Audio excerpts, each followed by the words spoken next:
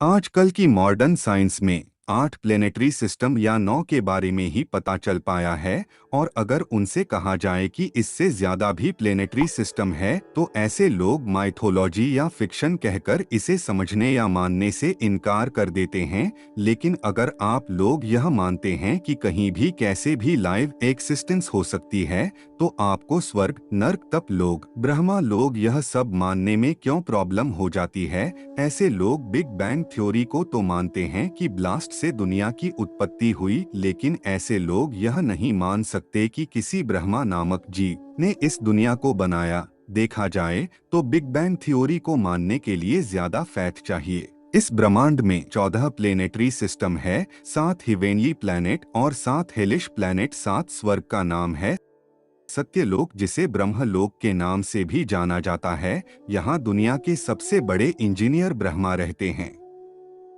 इसके बाद तप लोक, यहाँ ग्रेट सेजेस रहते हैं। इसके बाद जन लोक, यहाँ सात्विक पुरुषों का निवास है।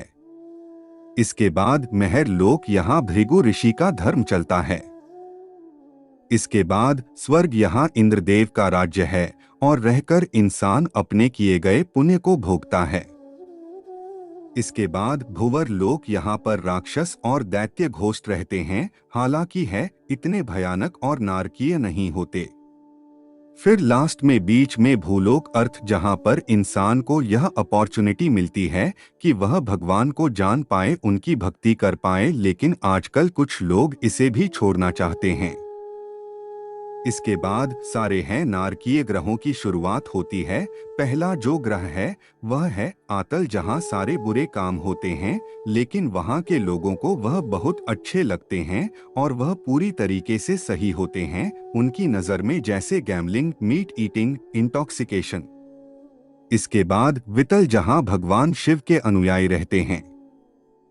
इसके बाद सुतल और तलातल, जहां मैदानव राज करता है।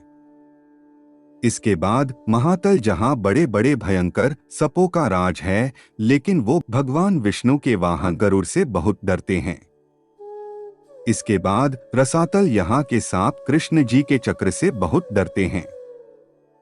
इसके बाद पाताल, यहाँ के लोग नाग है और वह क्षीरभोध कशाई विष्णु जी जिस पे लेटे हैं बलराम से डरते हैं। इसके नीचे पितृलोक, जो यम लोक के नाम से भी जाना जाता है, वहां इंसान अपने पाप भोगता है और उसकी सोल शुद्ध होती है। इसके नीचे क्षीर सागर, जहां भगवान विष्णु है और वह दूध से बने सागर पर लेटे हैं। जाते जाते एक बात कहना चाहता हूँ, जिसे हम होटल में जाएं भोगने के लिए, लेकिन बाद में पैसा खत्म हो जाने पर अपने घर ही आना पड़ता है। उसी तरह एक और जगह है जो दुख सुख कार्मिक रिएक्शन से परे है। उस जगह का नाम है गोलोक वृंदावन, जहाँ भगवान कृष्ण है। उसमें हम सब जाकर उनकी सेवा कर सकते हैं और वहाँ रस ही रस है, खुशी ही खुशी, संतुष्टि ही संतुष्टि। हरे कृष्णा।